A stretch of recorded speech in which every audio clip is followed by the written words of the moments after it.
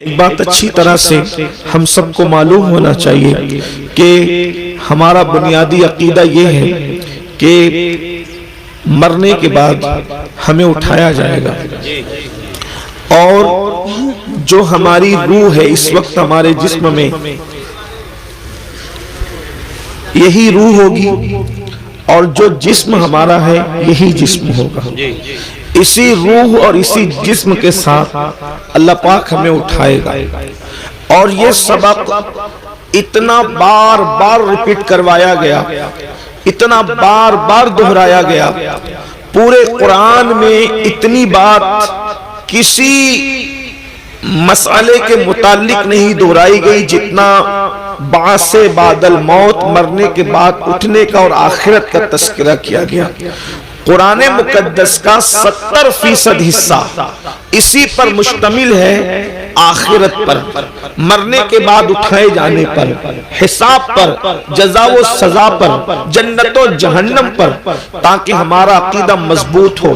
اور ایک بات اچھی طرح یاد رکھیں، جس کے دل و دماغ کے اندر فکر آخرت ہوگی، تصور آخرت ہوگا، وہ انسان کبھی بھی زمین کے اوپر کرپشن نہیں کرے گا، انسان زمین کے اوپر کسی پہ ظلم نہیں کرے گا، کسی پہ زیادتی نہیں کرے گا، کسی کے ساتھ برا سلوک نہیں کرے گا۔ میرے آقا صلی اللہ علیہ وآلہ وسلم کے پیارے دیوانوں، دراصل بات یہ ہے، زمین کے اوپر جتنے جرائم ہیں اس کی سب سے بڑی وجہ یہ ہے کہ زمین کے اندر جانے کو لوگوں نے فراموش کر دیا، تصور آخرت کو لوگوں نے فراموش کر دیا۔ اسی لیے آج اللہ اکبر، قتل بھی پورے شباب پر ہے، قتل ہو رہے ہیں، زیادتی ہو رہی ہے، سود کے دھندے ہو رہے ہیں، حرام کاروبار ہو رہا ہے، حتیٰ کہ زنا جیسا بدترین فعل ہمارے معاشرے کے اندر بڑھتا جا رہا ہے، نشے جیسی بدترین بیماری ہمارے سماج کے اندر جڑ پکڑتی جا رہی ہے۔ اصلاح معاشرہ کے حوالے سے جتنے جلسے بڑھتے جا رہے ہیں، جرائم اس سے زیادہ بڑھتے جا رہے ہیں، نماز پر جتنی گفتگو ہو رہی ہے اتنے بے نمازیوں کی تعداد بڑھتی جا رہی ہے، نگاہوں کے تقدس پر جتنی گفتگو ہو رہی ہے اتنی ہی نگاہیں آوارہ ہوتی جا رہی ہے، رزق حلال پر جتنی باتیں ہو رہی ہیں حرام لوگ اتنا ہی زیادہ کھاتے جا رہے ہیں۔ اس کی وجہ کیا ہے؟ لوگوں کے درمیان آخرت کی فکر نہیں ہے، فکر آخرت کو لوگوں نے فراموش کر دیا ہے۔ لوگ کہتے ہیں مولانا جو ہوگا دیکھا جائے گا۔ میرے آقا صلی اللہ علیہ وآلہ وسلم کے غلاموں، میں زیادہ کچھ باتیں کرنے کی بجائے صرف ایک روایت پڑھ کر اپنی گفتگو کو مکمل کروں گا اور آپ کی توجہ چاہوں گا۔ میرے آقا صلی اللہ علیہ وآلہ وسلم کے دیوانوں، اور میں اپنی بہنوں کی بھی توجہ چاہتا ہوں، یہ سبق ہے، اس کو بار بار دہرایا گیا ہے اور دہرانے کا حکم ہے۔ آپ نے کبھی کسی میت کو مٹی دی ہوگی تو مٹی دیتے وقت جو مسنون دعا ہمارے یہاں بآیت کریمہ کو بطور دعا پڑھا جاتا ہے، میں نے ان آیات کی تلاوت کی ہے۔ جب ہم کسی کی قبر پر مٹی ڈالتے ہیں، اللہ اکبر، میرے آقا صلی اللہ علیہ وآلہ وسلم کے دیوانوں، پہلی بات تو یہ ہے، قبر پر مٹی ڈالنا کوئی رسم نہیں ہے، قبر پر مٹی ڈالنا کوئی فارمیلٹی نہیں ہے، بلکہ جب ہم کسی کی قبر پر مٹی ڈالیں، اے محلوں میں رہنے والوں، اے نرم گدوں پر آرام کرنے والوں، پوری پوری راتوں کو عیاشیوں کی نظر کرنے والوں، اپنی دولت کے گھمنڈ اور میں چکنا چور ہو کر خدا کے غضب کو چیلنج کرنے والوں، مصطفیٰ جان رحمت کی آنکھوں کی ٹھنڈک کو اللہ اکبر غفلت کی وجہ سے ترک کرنے والوں، گناہ اور جرائم کر کے جنت کا خواب دیکھنے والوں، جب تم کسی کی قبر پر مٹی ڈالو تو اس وقت یہ تصور کرو، آج میں کسی کے وجود پر مٹی ڈال رہا ہوں، کل اس کی جگہ میں ہوں گا، کل نہیں تو پرسوں، اور میرے وجود پر بھی منو مٹی ڈالی جا رہی ہوگی۔ ذرا تصور تو کریں، جس کے وجود پر آپ مٹی ڈالتے ہیں، حالانکہ وہ مسنون ہے، اس مومن کا حق ہے، لیکن کبھی ہمارے وجود پر بھی تو مٹی ہوگی۔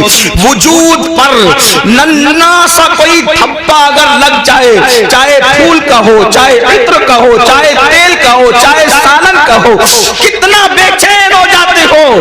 پاک دھبا جو ناپاک نہیں ہے، وہ دامن پر لگنے سے کتنا بے چین ہوتے ہو کہ یہ دھبا لے کر جلسے میں کیسے جاؤں گا، کوئی صابن سے دھو رہا ہے، کوئی لیمن کا استعمال کر رہا ہے، لیکن اللہ اکبر، وجود پر حلال چیزوں کے دھبے سے بے چین ہونے والوں،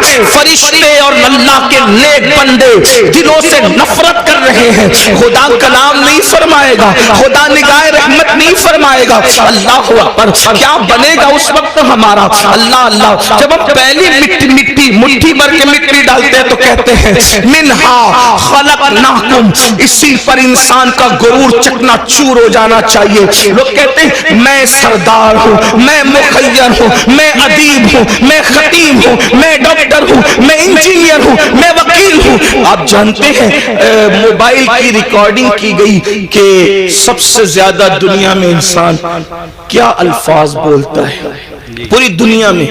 صرف ہندوستان اور بیرون یعنی کہ پڑوسی ملک کی بات نہیں, بر صغیر کی بات نہیں, پوری دنیا کے لوگوں کی ریکارڈنگ کی گئی فون کی کہ سب سے زیادہ انسان کیا بولتا ہے. تو ریکارڈنگ کے اندر یہ بات آن ریکارڈ آئی کہ انسان سب سے زیادہ میں بولتا ہے.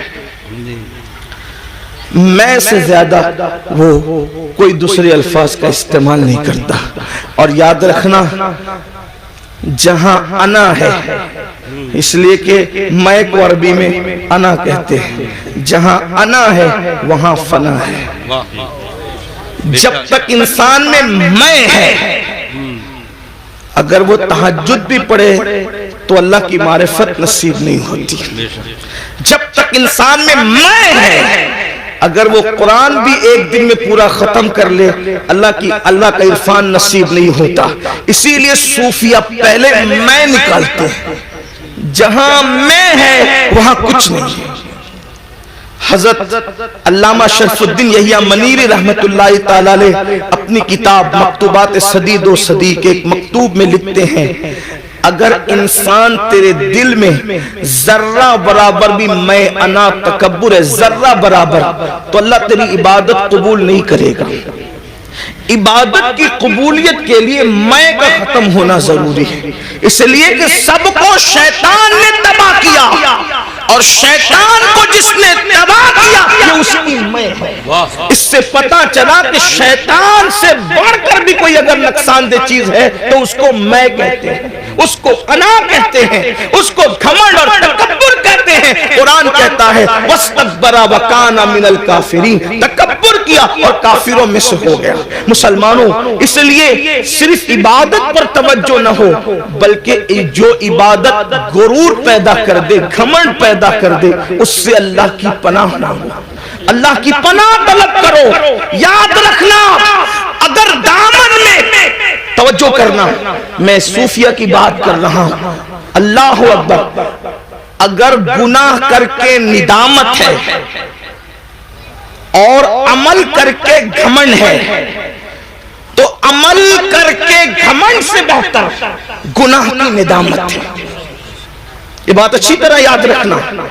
آج بہت سارے لوگ, شاید وہ اہل سنت میں نہیں ہیں, اپنے عمل پر نازا ہے.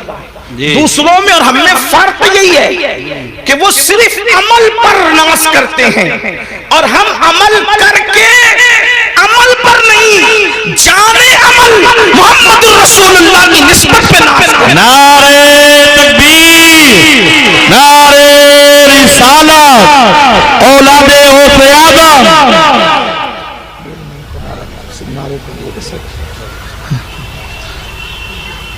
تو علامہ شرف الدین یحییٰ منیری فرماتے ہیں کہ جب تک ذرہ برابر تکبر بھی دل میں موجود ہے, عبادت قبول نہیں ہوگی. اور اب وہ تکبر کی ڈیفینیشن کہ تکبر ہے یا نہیں, اس کی پہچان بیان کرتے ہیں. آپ بھی ڈوبے اپنے اندر, میں بھی ڈوبوں اپنے اندر. اس لیے کہ خطاب, میری اکثر عادت ہے پہلی بات تو خطاب نہیں کرتا اور گفتگو کرتا ہوں, تو ہمارے بزرگوں نے ہمیں بتایا کہ لوگوں کو مخاطب کرنے سے پہلے اپنے آپ کو مخاطب کرو. اس لیے کہ آپ سے زیادہ ضرورت اصلاح کی ہمیں ہے, مجھے ہے. اللہ اکبر. تو علامہ منیری فرماتے ہیں کہ کیا کہتے ہیں کہ تکبر ذرہ ذرہ برابر ہے، تیری عبادت تجھے فائدہ نہ دے گی، تیری عبادت قبول نہ ہوگی۔ اب تکبر اور گھمنڈ کی جو ہے وہ نشانی بیان فرماتے ہیں کہ ایک انسان پوری دنیا کے انسانوں سے اپنے آپ کو حقیر سمجھ رہا ہے کہ میں سب سے حقیر ہوں، سب سے ذلیل ہوں، واقعی کہہ نہیں رہا ہے، سمجھ رہا ہے، اس لیے کہ کہنا اور ہے، سمجھنا اور ہے۔ ہم بار بار کہتے ہیں میں سب سے زیادہ حقیر ہوں، لیکن کسی مقام پر اگر ہمیں بیٹھنے کو اچھی جگہ نہ ملے تو ناراض ہو کے محفل سے نکل جاتے ہیں، کیا ہمارے لیے جگہ بھی نہ تھی؟ اللہ اکبر۔ تو انسان کہتا بہت کچھ ہے لیکن سمجھتا کم ہے۔ اللہ اکبر۔ تو علامہ منیری رحمت اللہ تعالی علیہ فرماتے ہیں سارے انسانوں سے انسان اپنے آپ کو حقیر سمجھتا ہے، لیکن صرف ایک انسان سے اپنے آپ کو بہتر سمجھتا ہے۔ سب سے حقیر سمجھ کر ایک سے اپنے آپ کو بہتر سمجھا، مطلب ابھی بھی اس کے اندر گھمنڈ اور تکبر باقی ہے، اور جس میں تکبر باقی ہے اللہ اس کے عمل کو اس کے منہ پہ مارے گا، اللہ اس کے عمل کو قبول نہیں فرمائے گا۔ اپنے من میں ڈوب کر پاجا سراغ زندگی، تو اگر میرا نہیں بنتا نہ بن، اپنا تو بن۔ تو پہلی مٹھی بھر کر جب ہم کسی قبر پر مٹی ڈالتے ہیں تو کہتے ہیں منہا خلقناکم، اس کا مطلب کیا ہے؟ گھمنڈ والو، تکبر والو، چاہے حسن کا ہو، چاہے علم کا ہو، چاہے دولت کا ہو، چاہے نسب کا ہو، چاہے تقویٰ پرہیزگاری کا ہو، قرآن کہہ رہا ہے اسی مٹی سے تمہیں پیدا کیا گیا ہے۔ منہا خلقناکم، اسی مٹی سے پیدا کیا گیا، تمہیں تخلیق کیا گیا مٹی سے۔ جس انسان کو مٹی سے بنایا گیا ہو اس انسان کو گھمنڈ کیسے زیب دیتا ہے؟ اس انسان کو تکبر کیسے زیب دیتا ہے؟ پھر اس کے بعد ہم دوسری مٹی بھر کر کے ڈالتے کہتے ہیں وَفِيهَا نُعِيدُكُمْ، اسی میں ملا دیے جاؤ۔ اٹھایا مٹی سے ملائیں گے مٹی، اور پھر وَمِنْهَا نُخْرِجُكُمْ تَارَةً أُخْرَى، تیسری مٹھی بھر کر جب ہم مٹی ڈالتے ہیں تو کہتے ہیں آیت کریمہ کو بطور دعا پڑھتے ہیں اور پھر اسی مٹی سے تمہیں اٹھایا جائے گا۔ اب آج میری گفتگو کا جو عنوان ہے ہم کیسے اٹھیں گے، یہ اس پر آپ کی توجہ۔ جانا تو سب نے قبر میں، ہر آدمی اپنے اپنے عمل کے مطابق جائے گا، جو جیسے جائے گا تیسے جائے گا۔ اٹھیں گے کیسے؟ تو ایک حدیث پاک بڑی طویل ہے، اس میں اللہ کے رسول صلی اللہ علیہ وآلہ وسلم سے پوچھا گیا کہ یا رسول اللہ صلی اللہ علیہ وآلہ وسلم ہمیں قبروں سے کیسے اٹھایا جائے گا اور کس حالت میں اٹھایا جائے گا؟ اللہ کے حبیب علیہ الصلوۃ والتسلیم سے جب پوچھا گیا کہ ہمیں کس طرح اٹھایا جائے گا اور ہم کیسے اٹھیں گے اپنی قبر سے، حضرت سیدنا معاذ ابن جبل رضی اللہ تبارک و تعالی عنہ کا سوال تھا۔ آپ نے سوال کیا آقا کیسے اٹھیں گے؟ تو اللہ کے حبیب علیہ السلام نے کہا اے معاذ تو نے بہت مشکل سوال کیا مجھ سے، اور اس کا جواب دینے سے پہلے توجہ کرنا، اس کا جواب دینے سے پہلے سید العالمین قائد المرسلین عالم ما کانا وما یکون اتنا روئے کہ روتے روتے داڑھی بھی آنسوؤں سے تر ہو گئی اور حضور کے کپڑے بھی آنسوؤں سے تر ہو گئے۔ سوال کیا تھا؟ آقا قبروں سے ہم کیسے اٹھیں گے، کس حالت میں اٹھیں گے، کس شکل میں اٹھیں گے، کس انداز سے اٹھیں گے؟ تو اللہ کے حبیب علیہ السلام پر اس قبر سے اٹھنے کی کیفیت جب حضور کو یاد آئی کہ امت کیسے اٹھے گی، حضور اتنا روئے صلی اللہ علیہ وآلہ وسلم کہ آپ کی داڑھی آنسوؤں سے تر ہو گئی، کپڑے آنسوؤں سے تر ہو گئے، اور فرمایا تو نے مشکل سوال کیا اور پھر جواب دیا اے معاذ جب میری امت قبر سے اٹھے گی تو وہ 12 صورتوں میں اٹھے گی، 12 شکلوں میں اٹھے گی۔ قبر سے اٹھنے والوں کی 12 پوزیشن ہوگی۔ اب یہاں توجہ کے ساتھ سنیں، حدیث مکمل ہوگی، بات بھی پوری ہو جائے گی۔ اب ان 12 میں ہم کس کے اندر ہے ذرا اس پر توجہ کرنا۔ میں نہیں کہوں گا کہ آپ کس میں ہیں، میں کس میں ہوں، یہ کس میں ہے، وہ کس میں ہے، نہیں، بہت ہو چکا میرے بھائیوں۔ میں کہتا ہوں تو سدھر، تم کہتے ہو تو سدھر، یہ تو اور تو کے اندر معاملہ خراب ہے۔ ہمیں یہ سوچنا ہے کہ میں نے سنورنا ہے، میری قبر کے اندر میں نے اکیلے جانا ہے، اپنی قبر سے میں نے اٹھنا ہے۔ میرے بھائیوں یہاں ساری چیٹنگیں چل جائے گی، ریاکاریاں چل جائے گی، مکاریاں چل جائے گی، سب چل جائے گا، لیکن وہاں کچھ نہیں چلے گا، سب معاملہ وہاں پیور ہے۔ اللہ اکبر۔ اب میرے اور تمہارے نبی غیب دا نبی صلی اللہ علیہ وسلم قیامت کا منظر پیش کر رہے ہیں. قبروں سے اٹھنا تو ہے نا بھائیو, قبروں میں جانے پر بھی یقین ہے, قبر سے اٹھنے پر بھی یقین ہے. اب میرے اور تمہارے سچے نبی سید العالمین غیب دا نبی صلی اللہ علیہ وسلم فرماتے ہیں 12 قسم کے لوگ ہوں گے قبر سے اٹھنے والے, یعنی 12 پوزیشن میں لوگ اٹھیں گے, 12 انداز میں لوگ اٹھیں گے. اب میرے آقا علیہ السلام پہلے شخص کے بارے میں فرماتے ہیں اللہ اللہ, حضرت سیدنا معاذ بن جبل رضی اللہ تعالی نے عرض کیا حضور بتائیں نا کہ کیسے کیسے لوگ اٹھیں گے. تو اللہ کے حبیب صلی اللہ علیہ وسلم ارشاد فرماتے ہیں ایک ٹولہ قبر سے اٹھے گا, یعنی پہلا گروپ قبر سے نکلے گا. قبروں سے جو پہلا ٹولہ اور گروپ نکلے گا, آقا ارشاد فرماتے ہیں نہ ان کے ہاتھ ہوں گے نہ ان کے پیر ہوں گے, یعنی قبر سے نکلتے وقت, یعنی قبر میں جب دفن ہوں گے تو ان کا پورا وجود صحیح سلامت ہوگا, لیکن جب وہ اپنی قبروں سے اٹھیں گے تو ان کے ہاتھ بھی کٹے ہوئے ہوں گے, ان کے پیر بھی کٹے ہوئے ہوں گے. اللہ اکبر, اس حالت میں وہ دنیا سے جب گئے تھے تو اچھے بھلے, لیکن قبر سے نکلیں گے تو ہاتھ نہیں پیر نہیں, ہاتھ اور پیر دونوں کٹے ہوئے. اور اس وقت غیب سے ندا آئے گی اے لوگوں یہ ٹولہ جو قبر سے ہاتھ اور پیر کٹا ہوا نکلا ہے, جانتے ہو کس جرم کی وجہ سے ان کے ہاتھ اور پیر کاٹ دیے گئے؟ اللہ اکبر. تو لوگ پوچھیں گے کس وجہ سے, تو کہا جائے گا یہ دنیا میں اپنے پڑوسیوں کو تکلیف پہنچاتے تھے, یہ دنیا میں اپنے پڑوسیوں کے ساتھ اچھا سلوک نہیں کرتے تھے, اس لیے آج یہ اپنی قبروں سے اٹھے ہیں تو ان کے ہاتھ بھی کٹے ہیں, ان کے پیر بھی کٹے ہیں. آپ سے پوچھنا چاہتا ہوں آج تھوڑی سی طاقت مل جائے, تھوڑی سی قوت مل جائے, پڑوسیوں کے ساتھ ہمارا سلوک کیا ہے؟ اللہ اکبر. بڑی معذرت کے ساتھ مسلمانوں, ہر پڑوسی دوسرے پڑوسی کو, ہر طاقتور کمزور کو دبا رہا ہے, بلکہ العیاذ باللہ اب تو حالات یہاں تک ہو گئے صرف پڑوسیوں کو ستایا نہیں جا رہا ہے, پڑوسیوں کی بیٹیوں پر بھی غلط نظر ڈالی جائے, ان کی بہوؤں پر بھی اگر وہ کمزور ہے تو غلط نظر ڈالی جاتی, غریب ہے تو ان کی آبرو کا سودا کرنے کی کوشش کی جاتی ہے. مسلمانوں سوچو تو صحیح انجام کیا ہے؟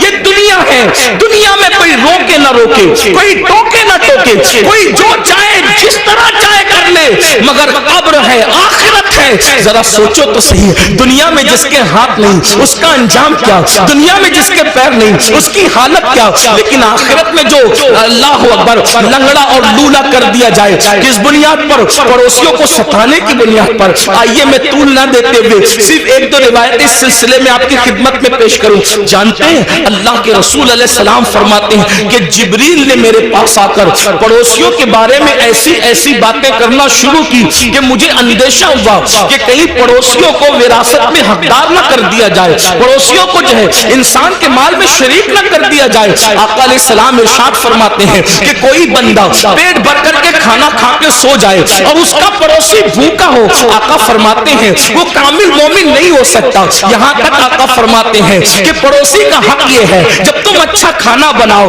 تو تھوڑا سا پانی اپنی ہانڈی میں بڑھا لو تاکہ وہ کھانا تم اپنے پڑوسی کو بھیج سکو.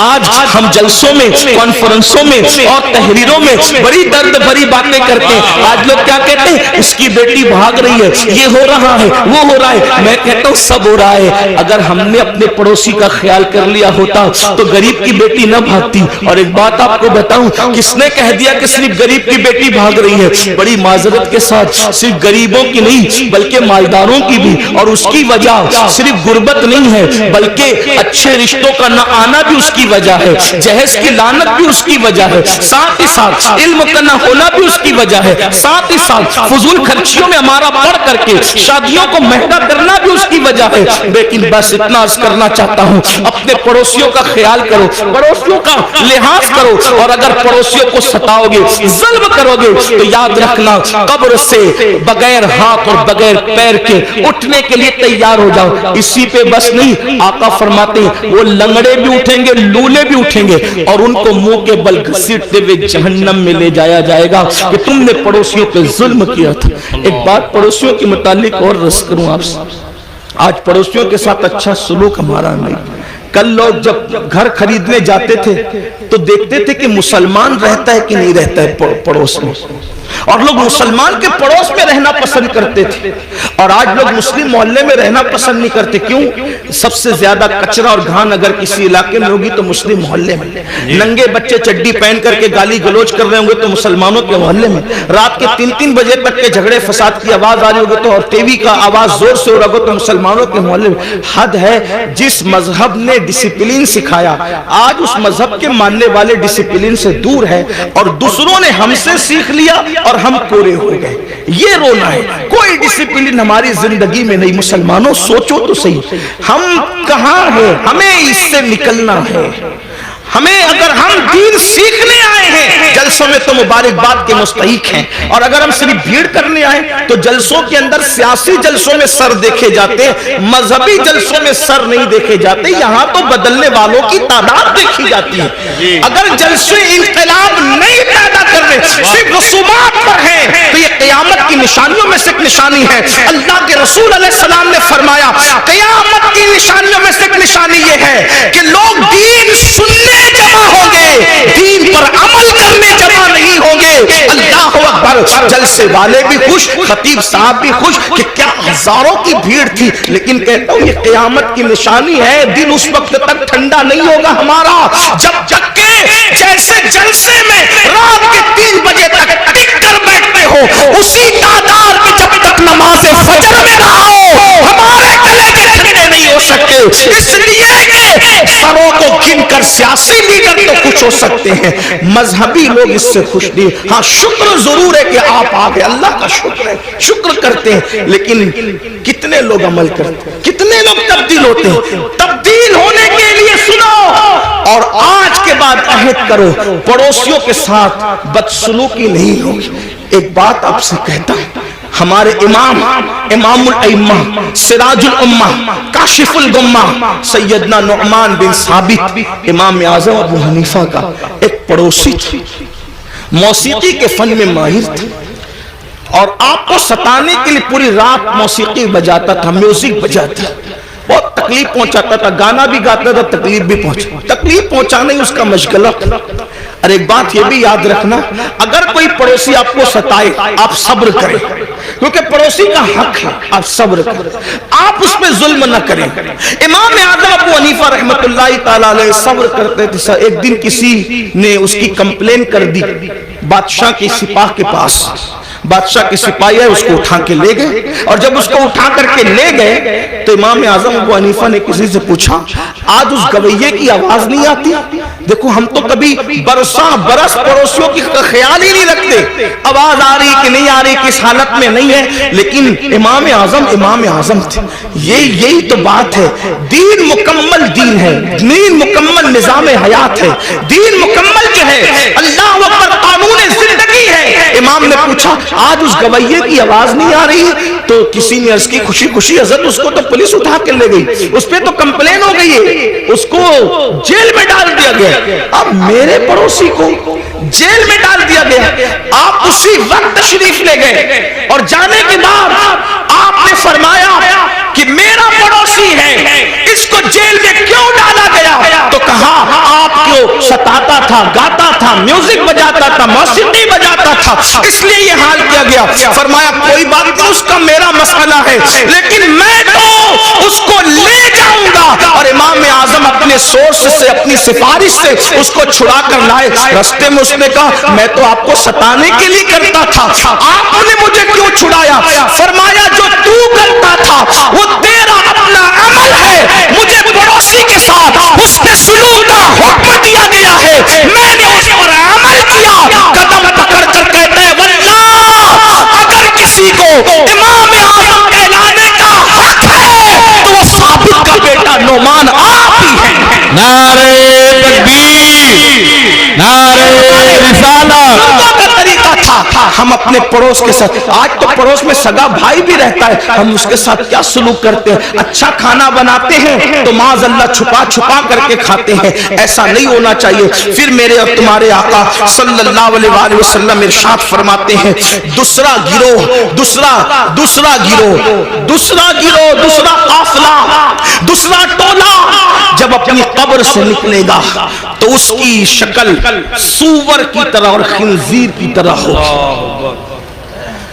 خنزیر اور سور کی شکل میں وہ اپنی قبروں سے نکلیں گے. حالانکہ جب ان کو قبر میں رکھا گیا تھا تو ان کے چہرے اچھے بھلے تھے, لیکن اب وہ میدان محشر میں اٹھیں گے تو وہ سور کی شکل اور خنزیر کی شکل لے کر اٹھیں گے. صحابہ بے چین ہو گئے, تڑپ گئے, عرض کیا یا رسول اللہ صلی اللہ علیہ وآلہ وسلم, جو گروہ, جو ٹولہ, جو قافلہ قبروں سے سور اور خنزیر کی شکل میں اٹھے گا, ان کا کیا قصور ہوگا؟ تو میرے آقا فرماتے ہیں ان کا قصور یہ ہوگا کہ وہ نمازوں میں سستی کرتے تھے, وہ نمازوں میں غفلت کرتے تھے. مسلمانوں ذرا سوچو تو صحیح, اپنے نبی کی ہر بات پر یقین ہے, ان باتوں کو کیوں بھول جاتے ہو؟ جس کے کہنے پر اللہ کو ایک مانا, جس کے کہنے پر قرآن کو اللہ کی کتاب مانا, جس کے کہنے پر دین اسلام کو حق مانا, اللہ اس رسول کا فرمان ہے, بے نمازی, نماز میں سستی کرنے والا جب اپنی قبر سے اٹھے گا تو سور کی شکل میں اٹھے گا, خنزیر کی شکل میں اٹھے گا.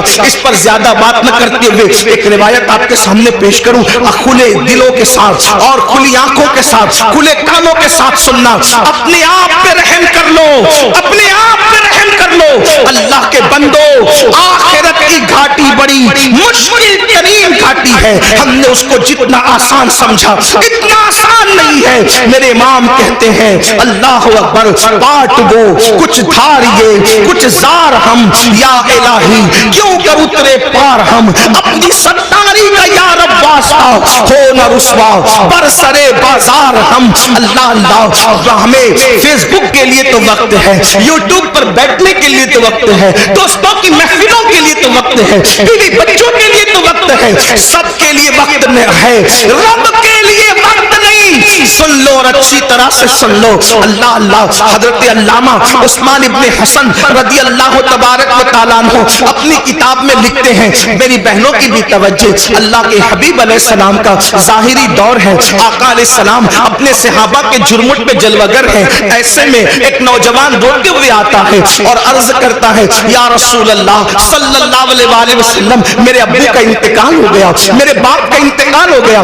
آقا میرا باپ مر چکا ہے, اس کا انتقال ہو چکا ہے, ہم دیہات کے لوگ ہیں, دیہات میں رہنے والے ہیں. آقا نہ اس کو کوئی غسل دینے والا ہے, نہ اس کو کوئی کفن پہنانے والا ہے. یا رسول اللہ صلی اللہ علیہ وآلہ وسلم, اس لیے میں رو رہا ہوں. میرے آقا نے فرمایا اے ابو بکر اٹھو, اے عمر اٹھو, اور دونوں جاؤ اور جا کر کے اس کے دیہات میں پہنچو, اس کے گاؤں میں پہنچو, اس کو غسل بھی دو, اس کو کفن بھی پہناؤ. اللہ اکبر.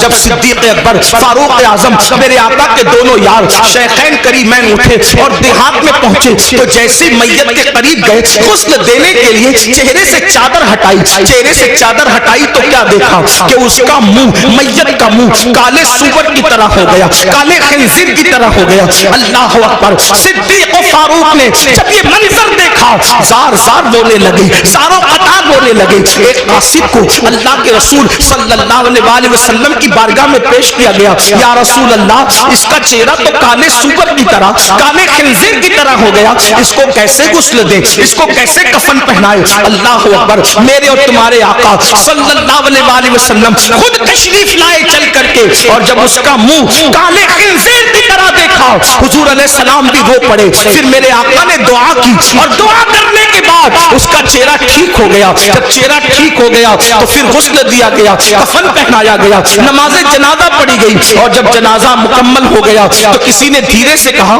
پہلے تو اس کا چہرہ کالے سور کی طرح, کالے خنزیر کی طرح ہو گیا تھا, اب ذرا دیکھے تو اس کا چہرہ کیسا ہے. جب دوبارہ چہرہ دیکھا گیا نماز جنازہ کے بعد, جب کفن ہٹایا گیا تو کیا دیکھا لوگوں نے, اب بھی اس کا چہرہ کالے سور کی طرح, کالے خنزیر کی طرح تھا. سب رو پڑے. صحابہ نے عرض کیا ہمارے ماں باپ آپ پر قربان یا رسول اللہ صلی اللہ علیہ وآلہ وسلم, اس کا چہرہ بار بار کالے سور کی طرح, کالے خنزیر کی طرح کیسے ہو جاتا جاتا ہے تو میرے آقا نے اس کے بیٹے کو بلا کر کے پوچھا یہ بتا تیرے باپ کا چہرہ کالے سور کی طرح کیوں ہو جاتا ہے بار بار؟ اس نے عرض کی یا رسول اللہ صلی اللہ علیہ وسلم میرا باپ کوئی گناہ نہیں کرتا تھا، بس اس کی کمی یہ تھی کہ جب نماز کا وقت آتا تو وہ سو جایا کرتا تھا، وہ نماز نہیں پڑھتا تھا۔ تب میرے آقا نے ارشاد فرمایا لوگوں دھیان سے سنو،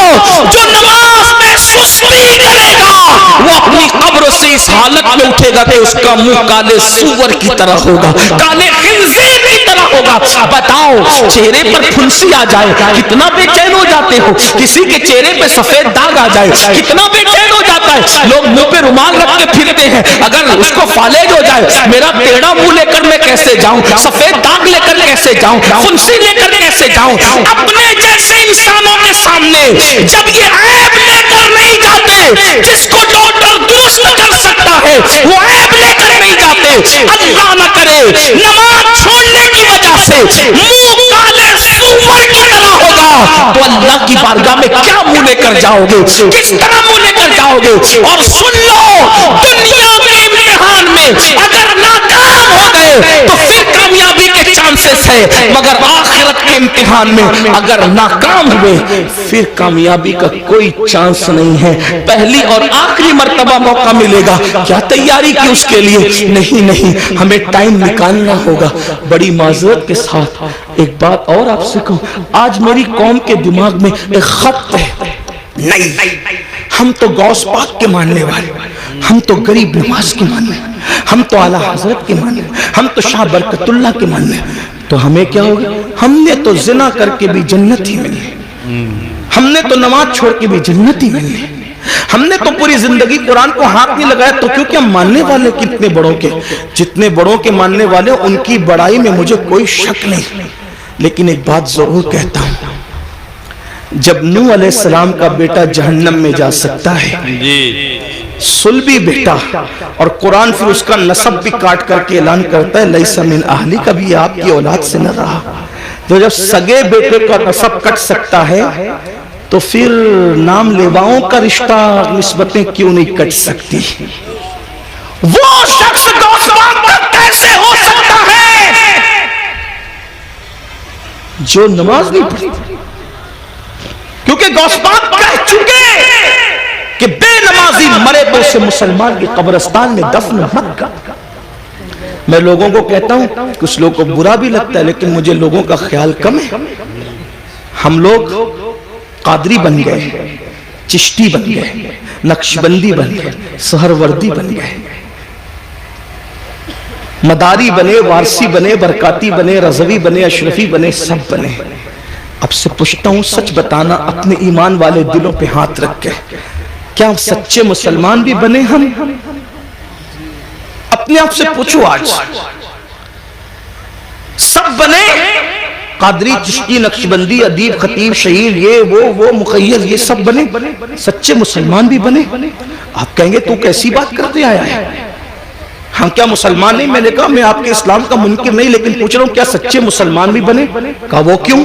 میں نے کہا اس لیے کہتا ہوں، اگر پیر ٹوپی دے دے، توجہ کریں، ٹوپی دے دے، کتنا سنبھال کے رکھتے ہو، میرے پیر کی ٹوپی، میرے پیر کا ماما، میرے پیر کا کرتا، میرے پیر کا جبہ، کیوں؟ کس نے دیا؟ پیر نے تحفے میں دیا، اور پیار اس سے کتنا ہے کہ قبر میں بھی لے جاؤں گا۔ میں نے کہا تجھے سلام ہو، اچھا ہے، پیر سے بہت پیار کر، اللہ اس سے زیادہ تجھے برکت دے، لیکن اتنا ضرور تجھ سے پوچھوں گا، سلسلے کی محبت میں تجھے پیر سے اتنا پیار ہے کہ پیر کے دیے ہوئے تحفے کو تو نے سینے سے لگا کے رکھا، کیا تو نے اللہ کے دیے ہوئے تحفے کے ساتھ بھی یہی سلوک کیا؟ جو قدر تجھے پیر کے تحفے کا ہے، جو قدر تجھے استاد کے تحفے کا ہے، کیا اللہ کے تحفے کے ساتھ بھی تو نے ایسا ہی سلوک کیا؟ وہی قدر کی، وہی عزت کی، وہی سینے سے لگا کے رکھا؟ اللہ کا تحفہ کیا ہے؟ میں نے کہا اس کو نماز کہتے ہیں، دیا اللہ نے، اور کن ہاتھوں سے بھیجا؟ کن ہاتھوں سے بھیجا؟ سید المعصومین محمد الرسول اللہ کے ہاتھوں سے بھیجا۔ جس قوم کو پیر کے تحفے کی قدر ہو اور اللہ کے تحفے کی کوئی قدر نہ ہو تو پھر وہ قوم سچی مومن کیسے ہو سکتی؟ कामिल मोमिन कैसे हो सकती है? गौर कीजिए, ध्यान दीजिए और सुन लो, किसी और की निगाह में मुसलमान बनने वाला जन्नत में नहीं जाएगा। जन्नत में उसी ने जाना है जो खुदा व रसूल की नजर में मुसलमान है। अपने आप के बारे में जो भी तराश लो, इंदल्लाह जो मोमिन है, इंदर रसूल जो मोमिन है, जन्नत उसी के लिए है। इस खुशफहमी में मत रहना कि सिर्फ सुन्नी कहला करके जन्नत मिल जाएगी। सुन्नी कहलाना और है, सुन्नी बन जाना और है। सिर्फ सुन्नी कहलाने वालों को जन्नत नहीं मिलेगी, सुन्नी बन जाने वालों को जन्नत मिलेगी। और याद रखना, अल्लाह अकबर, हमारे बुजुर्गों ने तो नवाफिल भी तर्क नहीं किया, सुन्नते गैर मौक़दा भी तर्क नहीं किया, और हम फराइज छोड़ बैठे हैं। अल्लाह अकबर। आपको बताओ, गौर कर, आका अलैहिस्सलाम ने अपने खानदान के लोगों को देखो, खानदान रसूल है। कोई खानदान बहैसियत खानदान रसूलुल्लाह के खानदान के बराबर नहीं हो सकता। हुजूर सैयदी अशरफी मियां रहमतुल्लाह ताला अलैह अक्सर एक शेर कहा करते थे, कहते थे, कोई हो मुत्तकी हो आलिम हो जाहिद जमाने में, मगर आले मोहम्मद के बराबर हो नहीं सकता। आप फरमाया करते हो, तवज्जो फरमाए, खानदान नबूवत है। और इमाम अहले सुन्नत नबी के खानदान के बारे में कहते हैं, आबे तत्हीर से जिसमें पौधे जमे, उस रियाज़े निजाबत पे लाखों सलाम। खूने खैरुल रसूल से है जिनका खमीर, उनकी बेलोस कीनत पे लाखों सलाम। रसूलुल्लाह के खून से जिनका खमीर बना है, आबे तत्हीर से जिसमें पौधे जमे, वो नबी का खानदान। तवज्जो करें, उस खानदान रिसालत को रिसालत माप ने फरमाया, ऐ बनु हाशिम, अमल करना, अमल। तवज्जो करें, अल्लाह के रसूल अपने खानदान के लोगों को कह रहे हैं, अमल करना, अमल। कहीं ऐसा ना हो कि लोग अमल लाएं और तुम सिर्फ नसब लाओ। फिर आका ने फरमाया, ऐ बनु हाशिम, जिसको अमल ने पीछे कर दिया उसको नसब कभी आगे नहीं कर सकता, इसलिए अमल करना। रसूलुल्लाह की इस नसीहत को खानदान के लोगों ने कैसे सीने से लगाया, अल्लाह अकबर, कि रसूलुल्लाह के खानदान में फिर कोई भी आपको बेअमल नजर नहीं आएगा। मैं बेअमल की बात कर रहा हूं, बदअमल तो दूर की बात है। इसलिए कि एक है बाअमल, एक है बेअमल, एक है बदअमल। रसूलुल्लाह के खानदान में बदअमल तो बहुत दूर की बात है, बेअमल भी तुम्हें कोई नजर नहीं आएगा। देखो नबी के खानदान को देखो, पूरी रात अगर सजदे में गुजारने वाली मदीने में कोई खातून मिलती है तो वो कोई और नहीं है, वो मेरे नबी की शहजादी सैयदा मखदूमा फातिमा की जात है। और जब रात पूरी होती है तो नमाज मुकम्मल करके हसरत के साथ सर को सजदे से उठा के कहती है, ए अल्लाह, तूने रात इतनी छोटी बनाया कि तेरे महबूब की बेटी फातिमा दिल खोल के सजदा भी न कर सकी। अल्लाह अकबर। उसके बाद देखे, घोड़े की एक जीन पर एक कदम रखकर दूसरे जीन पर कदम रखने से पहले जो पूरा कुरान मुकम्मल करता है वो कोई और नहीं है, वो मेरे नबी के खानदान का फर्द, रसूलुल्लाह का भाई हमजा, दामाद पैगंबर, खातिमे विलायत, फातिह खैबर, अबुल हसनैन, मौलाए कायनात सैयदना अली के मुर्तजा की जात। किसी ने कुरान इस तरह पढ़ा, बाबा कुरान पढ़ते हैं घोड़े की सीन पर एक कदम रखकर दूसरा कदम रखने से पहले। और शहजादों की क्या शान है, सर कटने के बाद जो लेज़े पे कुरान पढ़ते हैं वो किसी और खानदान का फर्द नहीं, वो मेरे नबी का नवासा सैयदना इमाम हुसैन की जात है, इमाम अली मकान की जात है। मेहराब में, मिंबर पे, मस्जिदों में आपने हर खानदान वाले से कुरान सुना, लेकिन लेज़े पे जिसने कुरान पढ़ा वो सिर्फ मेरे नबी का खानदान।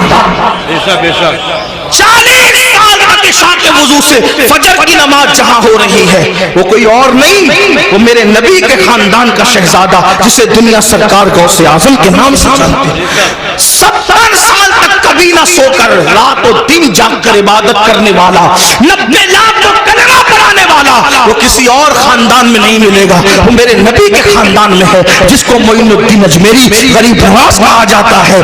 जब जिक्र करते हैं तो आप इतनी کثرت سے کرتے ہیں کہ آپ کے ذکر کو سن کر پرندے بھی ذاکر ہو جاتے ہیں. ایسا ذاکر آپ کو کسی اور خاندان میں نہیں ملے گا. وہ میرے نبی کا شہزادہ حضرت شاہ برکت اللہ عشقی پریمی ماہریری رحمت اللہ علیہ کی بات ہے جس کے ذکر نے پرندوں کو ذاکر بنا دیا. یہ خاندان نبوت کا عمل ہے. امام زین العابدین کا نام زین العابدین نہیں ہے بلکہ ان کا نام ہے علی ابن حسین. زین العابدین ان کا لقب ہے, لقب. اور زین العابدین کیوں کہتے ہیں؟ کیونکہ روزانہ تقریباً 300 رکعت اور کبھی 700 رکعت نفل نماز پڑھتے تھے. لوگوں نے کہا یہ عابد نہیں ہے بلکہ یہ زین العابدین ہے. عابدوں کثرت سجدہ کی وجہ سے آپ کی پیشانی پر سجدے کا نشان پڑ گیا. ایک تو یہ کہ جو لوگ غلط سجدہ کرتے ہیں ان کی پیشانی پہ نشان آتا ہے, اور ایک تو یہ جو کثرت سے سجدہ کرتے ہیں ان کی پیشانی پر بھی نشان آ جاتا ہے. لیکن کتنی 300 رکعت کے بعد 700 رکعت کے بعد, اور میں جہاں سے پڑھ رہا ہوں اس کو میرے امام اہل سنت نے لکھا کہ آپ کی پیشانی پر نشان سجدہ کثرت سجدے کی وجہ سے. آپ بتائیں, آپ رسول اللہ صلی اللہ علیہ وسلم کے خاندان والوں کا یہ عمل دیکھ. امام جعفر صادق کو دیکھ, روزانہ پوری رات عبادت میں گزرتی. امام محمد باقر کو دیکھ, امام موسیٰ کاظم کو دیکھ, جس کو دیکھیں. اور ہمارا حال یہ, ہم کہتے ہیں ہم تو نام لیوائے. میں نے کہا وہ خاندان کے لوگ تھے. بلکہ ایک بات آئی, بات عرض کروں, شاید حدیث پوری نہ پڑھ سکوں کیونکہ وقت زیادہ ہوا, لیکن ایک بات پڑھتا ہوں شاید آپ کے دل کے دریچے اللہ کھول دے. مغفرت کے بارے میں ہم بہت بے حس ہیں, بخشے جائیں گے مولانا, بخشے جائیں, اللہ کریم ہے, بخشے جائیں, اللہ کریم ہے, بخشے. بے شک اللہ کریم ہے. علامہ نقی علی خان امام المتکلمین لکھتے ہیں اپنی کتاب میں, اللہ کو کریم جان کر گناہ پہ گناہ کر رہا ہے نا, کہ اللہ کریم میں بخش دے گا. فرماتے ہیں اللہ کو کریم جان کر گناہ کرنے والے اللہ کو قادر جان کر تو زہر کیوں نہیں کھاتا؟ جب وہ کریم ہے گناہوں پہ بخش دے گا تو قادر بھی تو ہے, زہر کھانے پہ زندگی بھی دے سکتا ہے. لیکن اللہ کو قادر جان کر تو نے کبھی زہر نہیں کھایا اور اللہ کو کریم جان کر گناہ کر رہا ہے. اللہ کو کریم جاننے کا یہ مطلب نہیں کہ گناہ کر کے سوچے کہ اللہ بخش دے گا. اللہ کو کریم جاننے کا مطلب یہ کہ نیکی کر کے بھی رو, اللہ میری نیکیاں اس قابل نہیں کہ تیری بارگاہ میں قبول ہو, اپنے کرم سے قبول فرما لے. اللہ گناہ تو گناہ اگر نیکی کا سوال کر لے تم اپنے اللہ کو نیکی کا جواب نہیں دے سکتے. جو اتنے چین سے بیٹھے ہیں نا میرے بھائی, جس دن احساس ہوگا کہ مغفرت کس چیز کا نام ہے تو آپ کو پتہ چلے گا. حضرت سیدنا امام جعفر صادق کا ذکر ہے. امام جعفر صادق کو لوگ اتنا ہی جانتے ہیں کہ ہم ان کی کنڈے کی نیاز کرتے ہیں, بس اتنا ہی جانتے ہیں. لیکن جانتے ہیں یہ امام جعفر صادق غوث اعظم سے پہلے اپنے دور کے غوث اعظم ہیں. مقام غوثیت کبریٰ پر فائز امام جعفر صادق. کون امام جعفر صادق؟ جن کی جوتیاں امام اعظم ابو حنیفہ جیسے لوگ سیدھا کرتے تھے. اور امام اعظم کہتے ہیں کہ اگر 2 سال نہ ہوتے امام جعفر صادق کی صحبت کے تو نعمان ہلاک ہو گیا ہوتا. یہ امام جعفر صادق, لیکن وہ جعفر صادق جس کی صحبت کو امام اعظم اپنی کل عمر کا سرمایہ کہتے ہیں. جب اس امام جعفر صادق سے لوگ مصافحہ کرتے, ہم لوگوں سے بھی لوگ کرتے, امام جعفر صادق سے بھی لوگ مصافحہ کرتے تھے. داتا صاحب لکھتے ہیں کہ جب امام جعفر صادق سے کوئی مصافحہ کرتا تھا تو امام جعفر صادق اس کا ہاتھ پکڑ لیتے. دھیان دینا, توجہ کرنا, غور سے سننا اور پھر سوچنا اس پر کہ ہم کہاں ہیں. امام جعفر صادق جس کے نسب میں کسی کو کوئی اختلاف نہیں, جی اتنا مضبوط سلسلۃ الذہب ہے کہ جعفر صادق بیٹے ہیں امام محمد باقر کے, وہ بیٹے امام زین العابدین کے, وہ بیٹے امام حسین کے, اور وہ بیٹے ہیں حضرت مولا علی کے, اور وہ شوہر سیدہ فاطمہ کے, اور وہ شہزادی رسول اللہ کی. یہ سلسلۃ الذہب ان کا نسب نامہ ہے. ہاں, اب امام جعفر صادق سے کوئی مصافحہ کرنے آتا تو آپ اس کا ہاتھ پکڑتے اور ہاتھ پکڑ کر فرماتے وعدہ کر کہ اگر قیامت میں تیری بخشش ہو گئی تو تو اللہ کی بارگاہ میں میری سفارش کرنا کہ اللہ جعفر صادق کو بخش دے, اس کو معاف کر دے. توجہ کریں, اگر اس اسٹیج پر یہ جو بڑے بڑے علماء مفتیان کرام سادات کرام بیٹھے ہیں، مفتی آفاق صاحب کے صاحبزادے ہیں اور بھی علماء ہیں، اگر کوئی کسی عام آدمی کا ہاتھ پکڑ کے کہے کہ اگر تیری بخشش ہو گئی تو میری سفارش کر دینا، مغفرت میری کروا دینا، تو وہ کہے گا کہ حضرت یہ کیسی بات کر رہے ہیں آپ لوگ اللہ والے لوگ ہیں، ہم عوام میں سے ہیں، ہماری نہ غسل ہے صحیح ہے، نہ ہماری طہارتیں صحیح ہے، نہ ہماری نماز پڑھنے کا طریقہ آتا ہے، آپ ایسی کیسی بات کر رہے ہیں؟ اب جب یہ منبر پہ بیٹھے ہوئے اللہ والے کسی سے یہ بات کریں تو تعجب ہوگا، چہ جائے کہ امام جعفر صادق ایسا سید جس کی غلامی امام اعظم جیسے لوگ کریں، وہ جو ہے علم کے معاملے میں ان جیسا ان کے دور میں کوئی نہیں تھا، تقوی کے معاملے میں ان جیسا کوئی متقی نہیں تھا، عبادت کے معاملے میں ان جیسا کوئی عابد ان کے دور میں نہیں تھا، اور وہ لوگوں کا ہاتھ پکڑ کے کہتے وعدہ کرو کہ اگر تمہاری بخشش ہو گئی تو تم میری سفارش کرنا، میری مغفرت کروانا، میری سفارش کرنا، شفاعت کرنا۔ اور لوگ پلٹ کے کہتے امام آپ تو سید ہیں، سید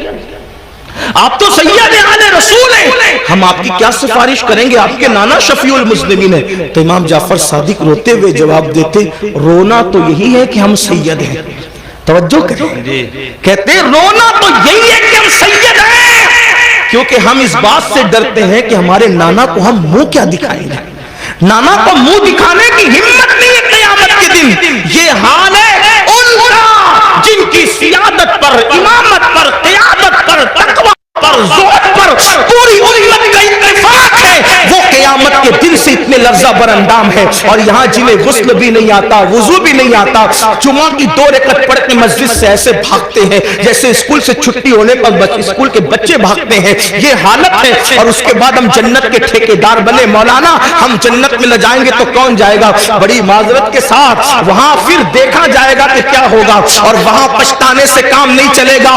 آج لے ان کی پناہ، آج مدد مانگ ان سے، پھر نہ مانیں گے قیامت میں اگر مان گیا۔ آج راتوں کو ضائع کرنے والوں، آج راتوں کو فضول گزارنے والوں، وقت کو برباد کرنے والوں، یہ زندگی کا قیمتی سرمایہ اللہ نے پہلی اور آخری مرتبہ دیا ہے، خدا کے لیے اس کو ضائع نہ کرو، اس کو فضول برباد نہ کرو، ورنہ موت کے بعد پچھتانا ہوگا، موت کے بعد سوائے پچھتانے کے کچھ ہاتھ نہیں آئے گا، لیکن اس دن کا پچھتانا اللہ اکبر کوئی فائدہ نہ دے گا۔ اس کے بعد میرے اور تمہارے آقا صلی اللہ علیہ وسلم فرماتے ہیں کچھ لوگ ایسے ہوں گے اللہ اکبر جب وہ اپنی قبروں سے اٹھیں گے، یہ تیسرا گروپ ہے، یہ تیسرا ٹولہ ہے جو اپنی قبروں سے اٹھیں گے، اس حالت میں اٹھیں گے کہ ان کے پیٹ پہاڑوں کی جیسے بڑے بڑے پیٹ ہوں گے، اور ان کے پیٹوں کے اندر سانپ، بچھو اور آگ دہک رہی ہوگی۔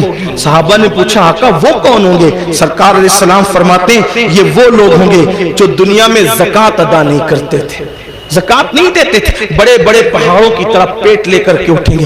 آج لوگ زکوٰۃ بھی نہیں دیتے پوری، اور پھر کوئی پیسہ لے کے بھاگ جاتا ہے، کوئی چوری کر لے جاتا ہے، مال ڈوب جاتا ہے، آگ لگ جاتی ہے، کہتے ہیں ہمارا نقصان ہو رہا ہے، نقصان ہو رہا ہے۔ یاد رکھنا جو پوری زکوٰۃ اللہ کے لیے نکال دے، میرے آقا فرماتے ہیں اس کا مال اللہ کے قلعے میں محفوظ ہو جاتا ہے، اس کے مال کی حفاظت ہو جاتی ہے۔ پھر چوتھے گروپ کے بارے میں میرے اور تمہارے آقا سچے نبی صلی اللہ علیہ وسلم نے فرمایا کہ جو چوتھا گروپ قبر سے نکلے گا اس کے منہ سے خون بہ رہا ہوگا، اور خون لے کر کے وہ نکلے گا۔ صحابہ نے پوچھا آقا جن کے منہ سے خون بہ رہا ہوگا وہ کون لوگ ہوں گے؟ آقا ارشاد فرماتے ہیں جو اپنے وعدوں کو توڑ دیتے تھے، وعدہ خلافی کرتے تھے، وہ ان کے منہ سے خون بہ رہا ہوگا۔ آج میں سمجھتا ہوں کہ شاید وعدہ خلافی کو گناہ بھی نہیں سمجھتے لوگ۔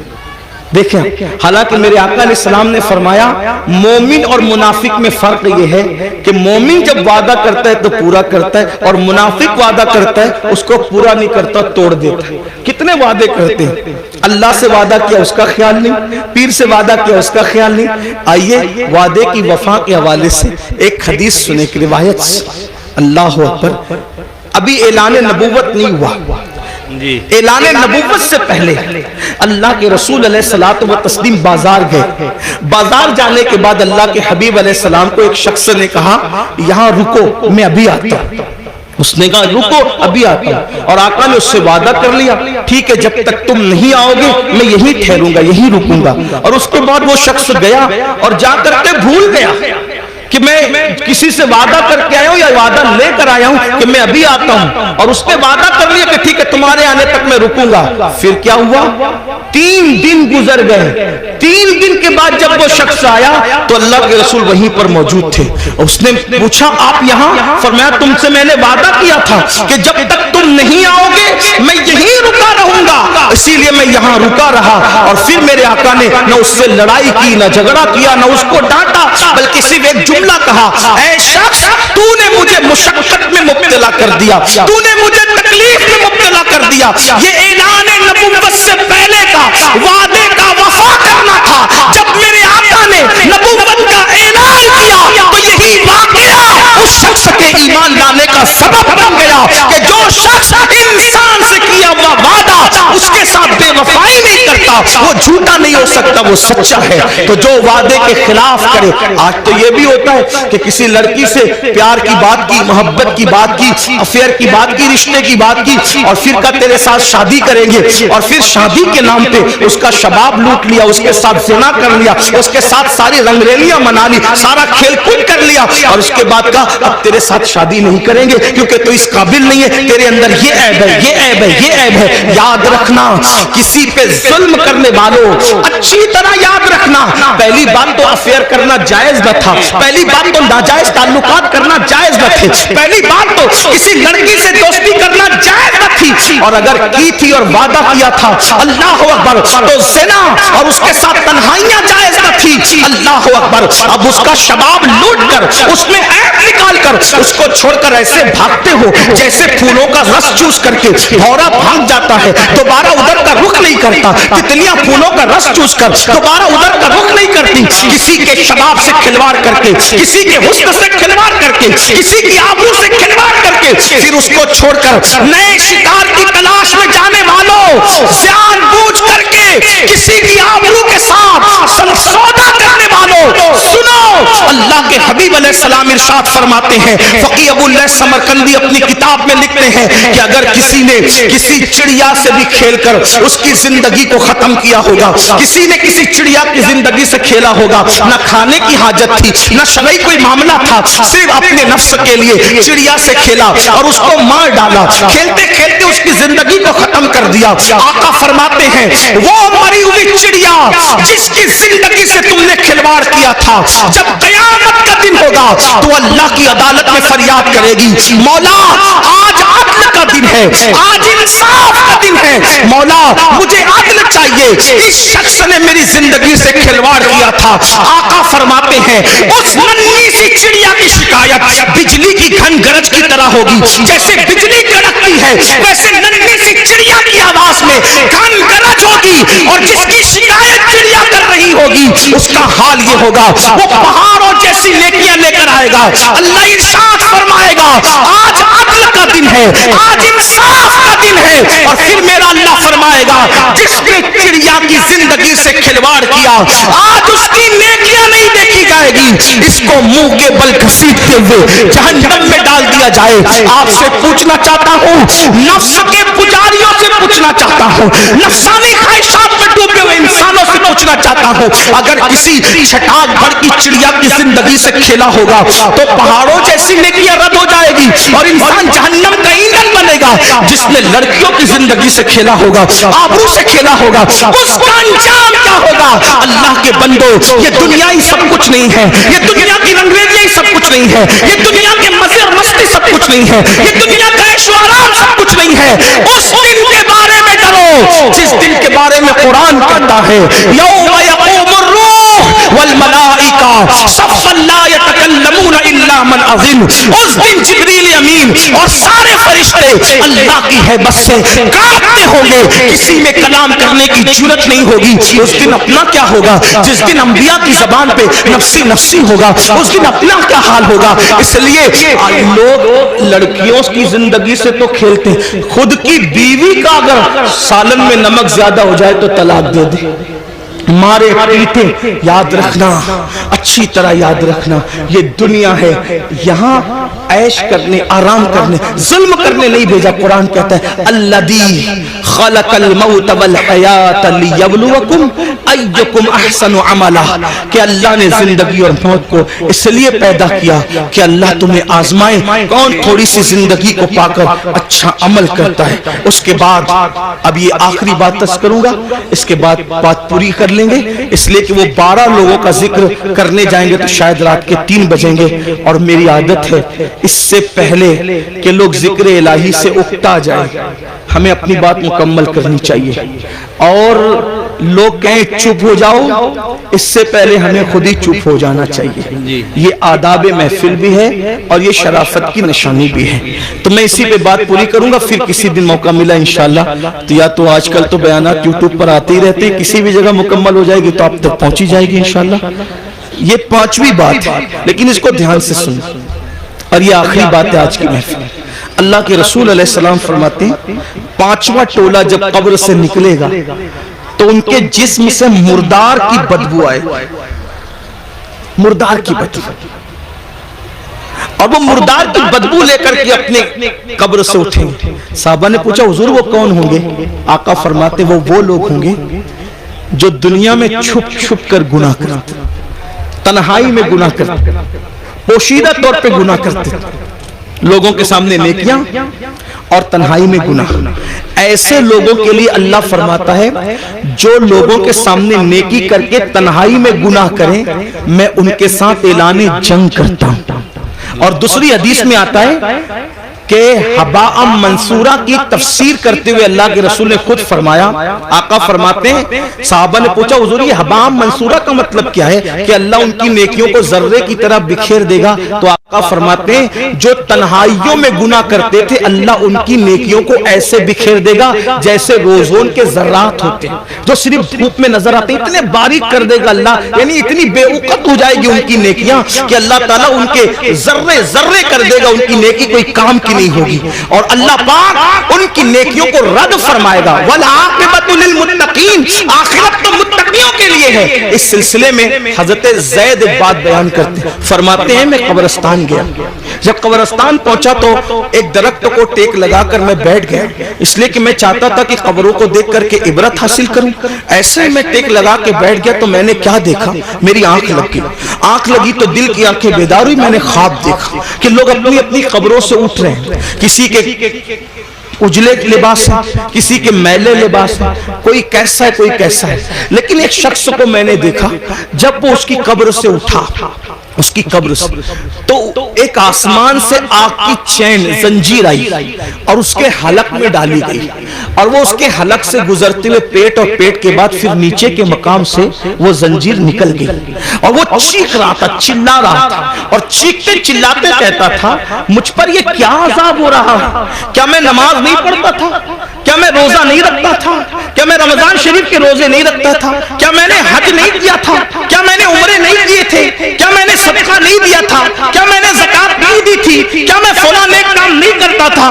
غرض کہ وہ اپنی ساری نیکیوں کو گنائے گا گنائے گا گنائے گا، اس کا مطلب وہ گنہگار نہیں تھا، وہ نیکوکار تھا، اس لیے وہ وہاں بھی نیکیوں کو گنائے گا۔ حضرت زید کہتے ہیں جب وہ اپنی نیکیوں کو گنا رہا تھا تو غیب سے آواز آئی بندے تو ساری نیکیاں کرتا تھا لیکن جب تو اکیلے میں اور تنہائی میں ہوتا تھا تب تو گناہ کرتا تھا، اللہ سے نہیں ڈرتا تھا، تو جس نے تنہائی کے اندر گناہ کیا اللہ نے اس کی نیکیوں کو ضائع کر دیا۔ آپ سے پوچھتا ہوں اللہ کے بندو، نرم نرم گدوں پہ لیٹ کر رات کی تنہائیوں میں چار دیواری میں کیا دیکھتے ہو؟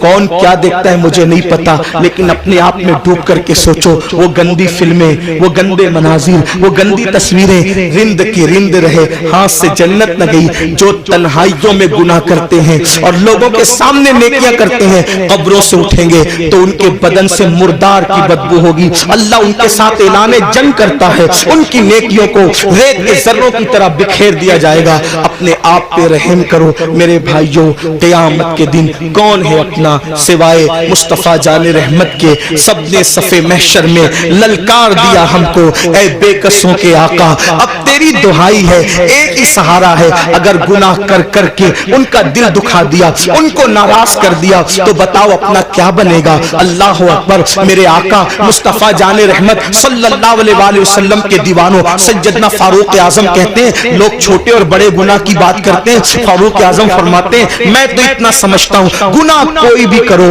رسول اللہ کے دل کو تکلیف پہنچتی ہے، حضور کا دل دکھتا ہے، کوئی گناہ کرو دل حضور کا دکھتا ہے۔ اب آپ کو سے پوچھتا ہوں چہروں سے داڑیاں منڈا کر گٹروں میں پھینکتے ہو، فاروق اعظم کہہ رہے ہیں آقا کا دل دکھتا ہے، گندی فلمیں دیکھتے ہو، فاروق اعظم کہہ رہے ہیں آقا کا دل دکھتا ہے، کسی عورت پر بدنظری کرتے ہو آقا کا دل دکھتا ہے، مسجدوں کو ویران کرتے ہو آقا کا دل دکھتا ہے، نمازوں میں سستی کرتے ہو آقا کا دل دکھتا ہے، کسی مومن کو گالی دیتے ہو آقا کا دل دکھتا ہے۔ اتنا رسول اللہ کا دل قبر انور میں دکھاؤ گے اور اس کے بعد میدان محشر میں جب شفاعت کی بھیک لینے کے لیے ان کی بارگاہ میں پہنچو گے، اللہ نہ کرے اگر انہوں نے منہ پھیر لیا اور منہ پھیر کر کے یہ کہا او منافق جھوٹے مجھ سے عشق کا دعویٰ کرتا تھا اور میرے دل کو چھلنی چھلنی کرتا تھا، میرے دل کو دکھاتا تھا، میرے دل کو تکلیف پہنچاتا تھا۔ بتاؤ بھائیو جب سب نے للکار دیا ہوگا تو اسی آمنہ کے لال کا سہارا ہوگا، میرے آقا علیہ الصلوۃ والتسلیم کی شفاعت ہوگی۔ اگر وہ بھی منہ پھیر لیں، حالانکہ ان کے کرم سے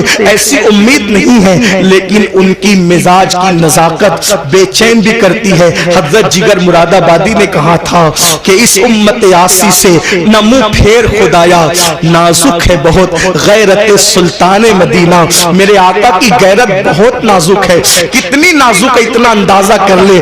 ایک بار ام المومنین نے اپنے گھر کے دیواروں پہ پردے لٹکا دیے تو آقا علیہ السلام نے چہرہ پھیر کر کے یہ فرمایا کہ ہم دیواروں کو کپڑے نہیں پہناتے، محبوبہ محبوب رب العالمین اگر دیواروں پہ پردے لٹکا دے تو وہاں سے غیرت کی وجہ سے چہرہ پھیر لیا جاتا ہے۔ اتنے جرائم کر کے اتنے بڑے مجرم بن کے حضور کے دربار میں کھڑے رہیں گے، اللہ اکبر۔ اگر ان کی غیرت کی نزاکت نے منہ پھیر لیا کہاں جاؤ گے، کس کے پاس جاؤ گے، کس کے دروازے پہ دستک دو گے؟